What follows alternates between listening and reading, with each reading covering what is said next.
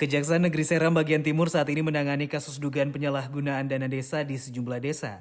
Kasus yang disoroti yakni dugaan penyalahgunaan dana desa dan alokasi dana desa Rarat, Kecamatan Gorom Timur, dan dugaan penyalahgunaan dana desa Andan, Kecamatan Teluk Waru. Kasus di dua desa itu telah berada pada tahap penyidikan. Kepala Seksi Intelijen Kejaksaan Negeri Seram bagian timur, Vektor Mailoa mengatakan, terkait kasus di Desa Rarat, pihaknya telah turun tangan ke desa tersebut guna meminta keterangan dari sejumlah warga yang menjadi saksi. Keterangan warga ini memperkuat berbagai bukti dan keterangan yang telah dikantongi jaksa guna dilakukan penetapan tersangka terkait kasus dana desa dan alokasi dana desa tahun 2021, 2022, dan tahun 2023 ini. Sementara terkait kasus di Desa Nama Andan, jaksa juga telah turun langsung ke desa tersebut untuk mengumpulkan data dan keterangan. Dari Bula Seram bagian timur, kontributor TVRI, Mansur Boinau, melaporkan.